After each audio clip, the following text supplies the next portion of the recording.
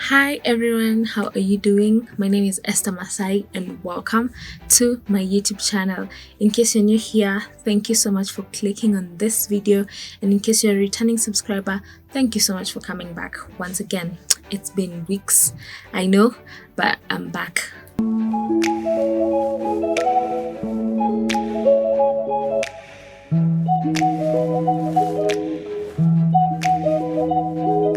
So in today's video, I want to talk about permanence or church hopping, or why you must become a permanent church member in wherever church you're going. Okay, so in my previous video I talked about my testimony, and from there it was just like a continuation of now how things went since I got a new place to worship when I joined campus.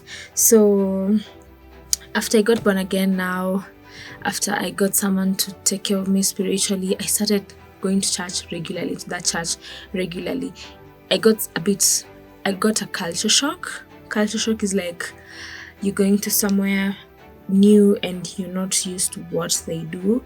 Like when I got to campus in a cold place, and where I was coming from was a very, very hot place, Mombasa and Kiambu County, Limuru and Mombasa, hot, cold. So I experienced some culture shock, like I lost my voice for weeks because of the cold weather. And so now when I got to this new church, it was a bit new, like how things were running was a bit new. But now I got to take my time slowly, and then now eventually I got to fit in. So today I want to talk about like why you must be a permanent church member in that church that you're going. I mean that new church that you have located, why you must be a permanent church member. So the first point is God is a forever person. God is a forever person. I was just thinking of how sometimes we can do mistakes and go to God for forgiveness, or even go to your boss for forgiveness. You've done a mistake, and then when you now apologize, that person tells you, nah, it's over, like it's over. I forgive you. I don't want you in my life once again. It's over. You won't feel nice. You'll feel very, very bad. And so today I want to talk about the first point. God is a forever person, from Psalms chapter 23 verse 6. Psalms chapter 23 verse 6. Let's go there. And I will dwell in the house of the Lord. Oh, surely goodness and mercy shall follow me all the days of my life, and I will dwell in the house of the Lord forever. And I will dwell in the house of the Lord forever. Let's get to Psalms chapter 37. Psalms 37 verse 27. Psalms 37 verse 27 says, 27 to 28, it says, depart from evil and do good, and dwell forevermore. For the Lord loveth judgment, and forsaketh not his saints. They are preserved forever, but the seed of the wicked shall be cut off. So you find that forever is mentioned in almost many verses, but we just covered 3 verses, and you find that forever is there in the sentence. So God is a forever person, so he expects us as well to also be forever people, because you can imagine the mistakes you have wronged. I have wronged God, we have wronged God. Some of them are big, some of them you can't even mention them, but God goes ahead and has mercy on us. So God expects you to also be a forever person. Get that in your mind, like let's be forever people. And when you're joining a church, keep in mind that I can be a forever person in this church. Like as of coming, I'm going to be here forever and ever till Jesus comes. Amen. Number 2, you are part of a family. You are part of a family. You must be a permanent member because you're part of a family. Wherever you are, let's say in your workplace, where you're coming from biologically, you are part of a family. You're born from a family. So even in Christianity, you're born again, and now when you're born again, you've become part of a family. Like me, where I got born again, that's where I got born again, and that's my family. The Bible says in Ephesians chapter 3 verse 14 and 15, for this cause I bow my knees unto the Father of our Lord Jesus Christ, of whom the whole family in heaven and earth is named. You see, of whom the whole family in heaven and earth is named. So we have a heavenly family and we have an earthly family. So earthly family is like where you're born biologically. That's your earthly family. As I walk through the streets of Nairobi, sometimes you meet the street kids. In Kenya, in Kiswahili, we call them chokora. Chokora. I don't know whether in my international viewers country, whether you have such kind of people, street kids, but we have them there and they identify themselves like, this is my gang, this is my gang. You find that even people of a certain caliber identify themselves as a family. So you are part of a family. Even as you join a church, that church is a family, and even if you don't like that family, you cannot leave that family. For example, look at your family. I'm sure you have people who have different characteristics. That those who are like we have the drama queens, we have those who are very stubborn, we have those who are very flowing, we have those who are always faithful. Like when you call for a family meeting, they're always there. Some even come the first people, and then those who never attend that family meeting, they just come once in a blue moon. So you find, in as much as the family is not perfect, but you can't detach yourself from that family. Like for example, my name is Esther Masai.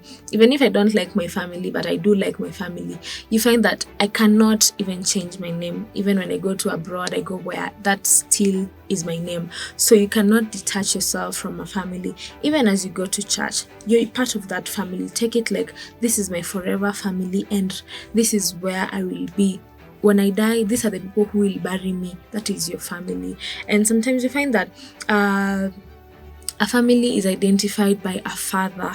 Yeah, the father is the head of the family. Like the Christian family, God is our father, and even in your family, your dad is your father. So even in a church setting, there is a father of that church. And so the if the family is strong, it means the father of that family is a strong person, and that's what identifies you. So you have a father, and that father is the head of that family, and you're not supposed to detach yourself from your father. You're not supposed to detach yourself from your family, and that's why you're supposed to be a permanent person, a permanent member in that church. Number 3, you are part of a building.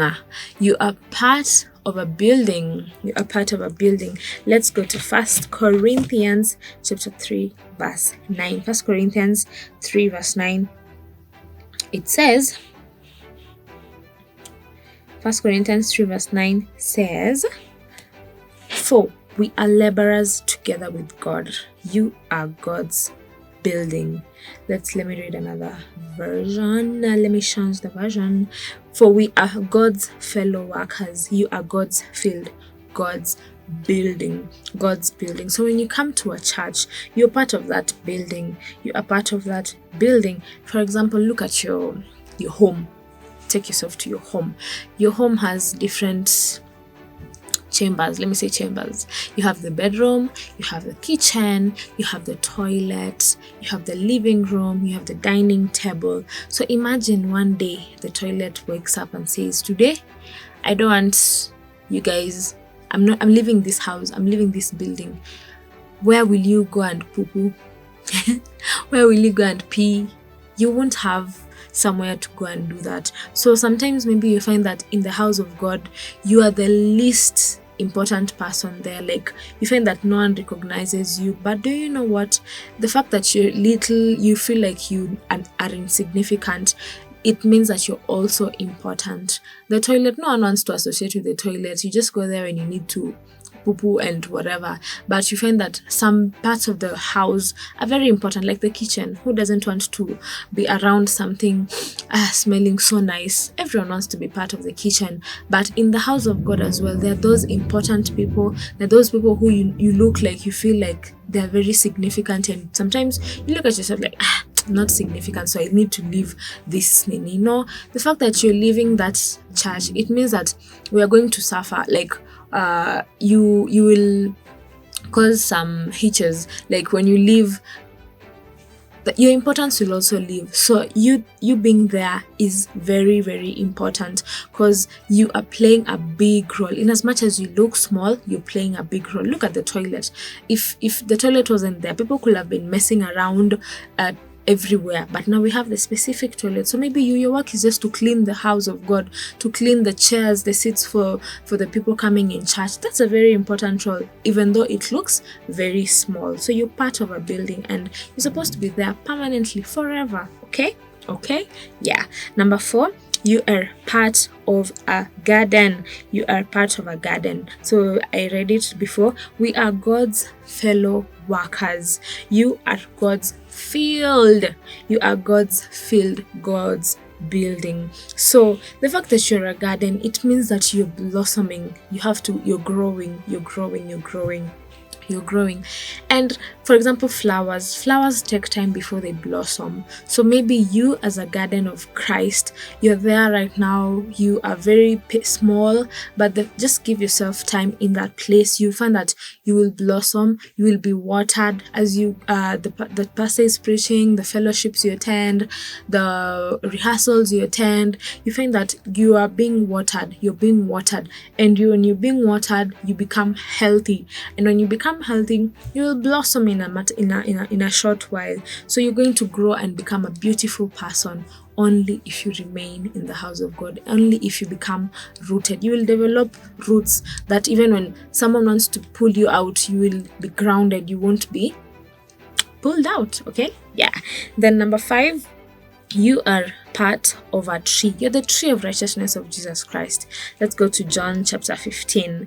John chapter 15 talks about Jesus being the vine and we the branches. Yeah, so we are part of a tree, right? All right. John chapter 15 verse 5, it says, I am the vine, you are the branches. He that abideth in me, and I in him, the same bringeth forth much fruit. For without me you can do nothing. Without me, you can do nothing. So we are a part of a tree, and the whole tree, Jesus is a vine, and we are the branches. So the branches, you can't detach a branch from a tree. When you detach the branch from a tree, you break it.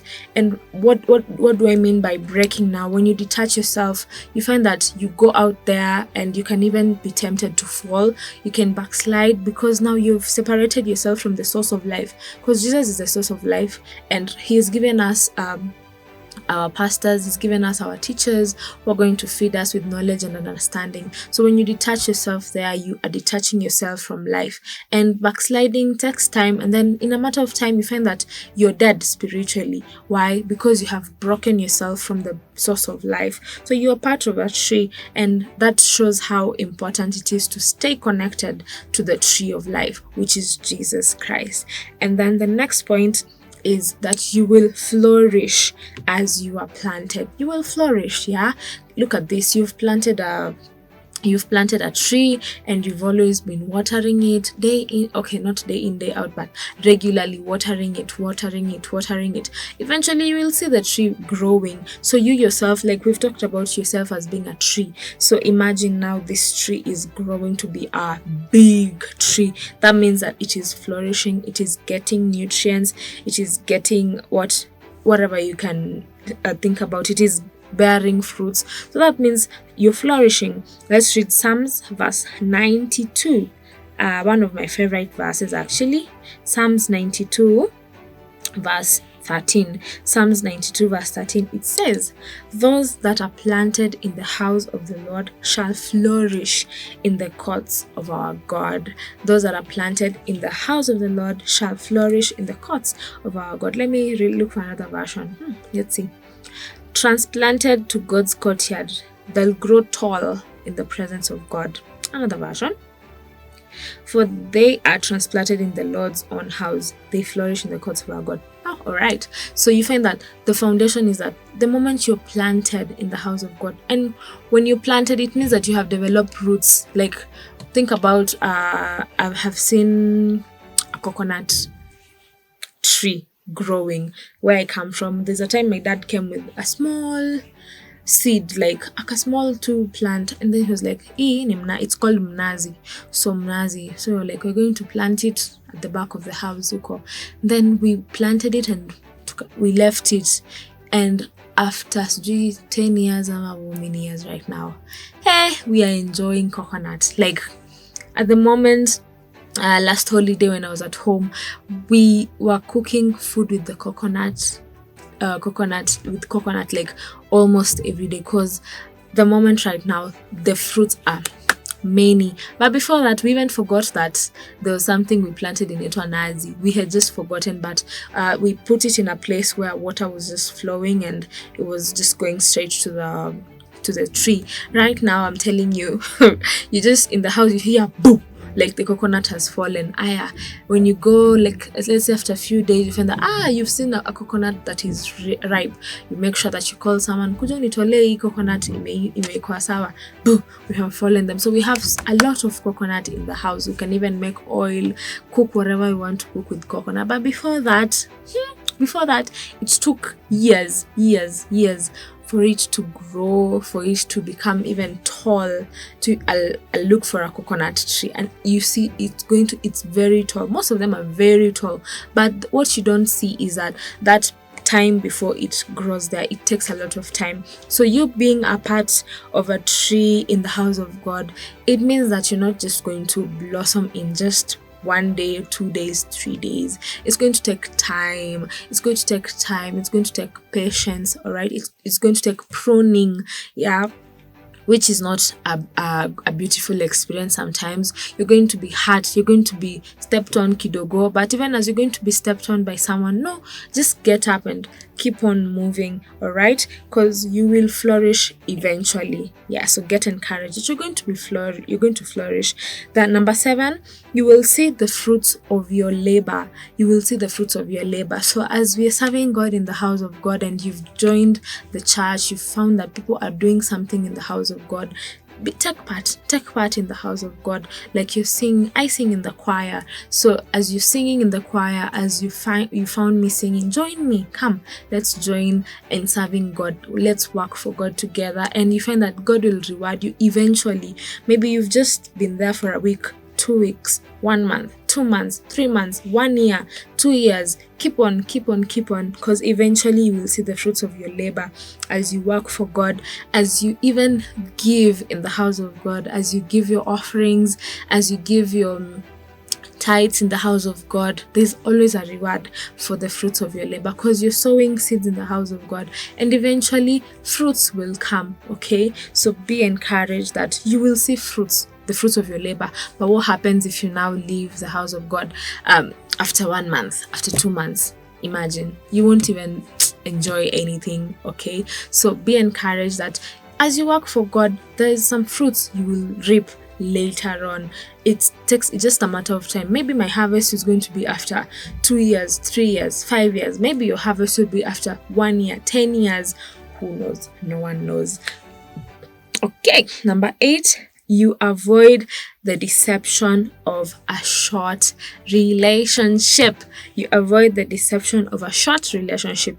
As you become a permanent member, you avoid the deception of a short relationship. A short relationship is like, it becomes sweet as it lasts, but now that's somehow deceptive, because you get to know someone as time goes by. Like when you've known that person for like 5 years, 6 years, 3 years, you've gotten deeper in that relationship. And the truth of the matter is that in a relationship, there are usually happy times, there's usually sad times, there's times when you quarrel, there are times when you fight. But in a short relationship, like 1 week, 2 weeks, 3 weeks, a month, it's just the honeymoon phase. Everything is sweet, everything is awesome. You won't really get to know someone very well, and you find that you're being deceived. Like you feel like, it's going to be a bed of roses. No, it's not that way. So even as you become a permanent member in the house of God, you avoid the deception of a short relationship. You get to know people differently. You get to know people's temperaments in and out. You get to know people's characteristics in and out. Even in the church now, you will find that, oh wow, this is how things are. Even as you become a permanent member, you can easily be recommended to someone that, this girl, she's a nice person. You can listen to her, you can be her friend, and then you can even be told, don't work with that person, because your pastor can tell you, I know this person, I know how this person behaves, I know this person, this is a good person. So even as you become a permanent member, your pastor can recommend someone to you to become their friend, and eventually you can get married to that person. So become a permanent member so that you avoid that deception of a short relationship. All right, you won't become a stranger. Yeah, you live and know strangers how they behave. All right, so be encouraged. All right, be encouraged. Number 9, you will have consistent pastoral care. You'll have consistent pastoral care. Like now, when I got to give my life to Jesus Christ and also started going to church regularly, my pastor in the choir, my pastor in church was always constantly taking care of me, feeding me, teaching me a lot of things, talking regularly. But now when you just come to church today, and then you disappear next week, and then you come back after 3 weeks, like, it won't be constant. It'll just be hi, you good? Oh yeah, okay, thank you for coming, like. But when you show consistency in coming to church, even your pastor will also be motivated to show consistency in taking care of you. You wouldn't want to be someone who is not consistent, or you wouldn't want to have someone who is not consistent. Like someone who is talking to you today, you've chatted someone, they're only talking to you today, and then after 1 week is when they're replying your messages. Will you be even interested to talk to that person? No, you won't. So you yourself as well, be a permanent member, because you will have consistent pastoral care, and your pastor is your spiritual covering. Like when your pastor is in your life, you're sure that you have a spiritual covering. Even when things come to attack you, your pastor will be your defense. Your pastor will always be there to protect you. Your pastor will always be there to make sure that everything works out for your good. Only if you become permanent, only if you show consistency. All right. And the final point, second last point, sorry. The second last point is you will have a family to celebrate your victories. You'll have a family to celebrate your victories. Like, let's say you've gotten a job promotion, you've gotten a baby. Like where I go to church, when ladies deliver children, we have something called baby shower. So we celebrate the baby. We do a baby shower for the lady in church, because it's a celebration. It's a victory. Yeah, many people don't deliver successfully, so it's a celebration. We celebrate together. When someone has lost a loved one, we are always there for that person, and that's the connection we build. Only if you become a permanent member in church, you celebrate your victories together. Like when people graduate from school, we celebrate together. We cut a cake. When someone has a birthday, we celebrate together. Only if you become a permanent member. So even when you've gotten a job promotion, you have to celebrate it with someone. And who is that person? It's your family in church, your family at home. You also do that thing with your family at home. So when a Christian family is there to celebrate your victories with you. All right, so you'll have a family to celebrate victories only if you become a permanent church member. Okay, yeah. Then lastly, you will be rewarded for your faithfulness. You will be rewarded for your faithfulness. Imagine God is going to reward you for being constant.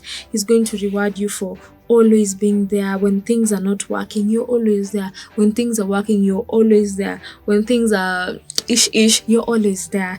And God is not calling us to be prosperous. He's saying, well done, good and faithful servant. Let me get that verse for us. It's a very good verse. I love Matthew 25 verse 23. It says, well done, good and faithful servant. Enter into the joy of the Lord. So at the end of it all, what happens is that when you become a permanent member of a church, when you become a permanent Christian, when you become permanent in your relationship with God, the day you will die, the day you will leave that when you leave the earth, when you go and meet your maker will give you a crown of glory, and he will tell you, well done, good and faithful servant. What happens is that even it's not easy. it's not easy, but I'm trying to tell you that it's going to be awesome, because you will be comforted for all the rewards that you have, all the hard work that you've done, all the faithfulness, all the constantness that you have input in the house of God, in your relationship with God. You will receive a crown of glory. Jesus will wipe away your tears. Oh, I can't wait. I can't wait. Jesus will wipe away your tears. He will tell you, well done, good and faithful servant. You've been persecuted while on earth. You've been betrayed. You've been abandoned by people. But the fact you've been faithful in your Christian journey, because some people, they backslide, like, because of the feeling of you want to feel accepted by people, and so you backslide from your Christian walk with Jesus Christ. Many people do that, but you yourself, the fact that you have decided, I want to encourage you to decide to be faithful, decide to be constant in the house of God. You will flourish, you will get a reward, God will reward you. Okay, so when you become a permanent church member, you avoid the deception of a short relationship. You avoid the deception of a short relationship. So a short relationship is like 1 week old, 2 weeks old, 3 weeks old, a month old. So I have a story I want to share with you guys. But before the story, I want us to subscribe to my channel. Just pause the video. Take some time, go subscribe to my channel, and then come back. Yeah, do that. Yes, good. So I have a story. So there's this guy who met a lady in town, and he met the lady and he took him to his house, like how you can interact with someone and then you welcome to my house, and then you just interact, and then if you bedtime, you go and sleep. So this lady got into the house of the guy and she didn't eat at all. So the guy was like, why is she not eating my food? Okay, sawa. Then now the lady was like, oh, I'm good, I don't want to eat the food, I'm just fine. She slept. So on sleeping, the guy, now because you're sleeping in the same bed, the guy now stretches his arm towards the lady. So you stretch your arm on the body and you're expecting your arm to be there. Yeah. So what happens is, can you guess? What happens is, now on putting his arm on the body, the hand was slipping away. She was like, wow, what's happening? I don't expect such, like normally doesn't happen like that. So can you guess what? The body was slippery and he was shocked, like what's happening? Then now on doing that again, he felt the slippery feeling, and kumbe it's the slipperiness of a fish. Have you gotten a fish out of water immediately, like the scales a bit slippery? So kumbe this lady was not a complete human being. She was a fish. So a fish on your bed. So on touching the body, it was very slippery and he was so shocked. So this lady, kumbe, he's a fish from here going downwards. Like, have you seen mermaids? Yeah, a mermaid. So that was the lady who the guy has brought in the house. So what are you going to do if that happens to you? The story continues later on. So you avoid the deception of a short relationship. You avoid the deception of a short relationship. You see this lady, you know them for like 2 weeks, 3 weeks, 1 month. You're like, this is the lady I want to have in my life. But you don't know the lady very well. So even as you come to church, you find that you avoid that, because now as you become in church, people will know you. You won't even be able to lie to your pastor. You won't be able to lie to everyone, because everyone will be like, I know this girl. I've known her for like 7 years now. Like, I know her inside out. And you avoid that only if you become a permanent church member. All right. So thank you so much for watching today's video. Remember to become a permanent member. Don't forget to become a permanent member. Challenge yourself. I want to become a permanent church member. I want to become a permanent church member in my life, in my spiritual life, because there's a reward you're going to get, and God is going to bless you so much. In case you found any part of the video interesting, drop me a comment in the comment section. Let me know what you learned, what you took away, what stirred you up, and we're going to meet you in the next episode. Remember to read the Bible and pray every day. Ciao.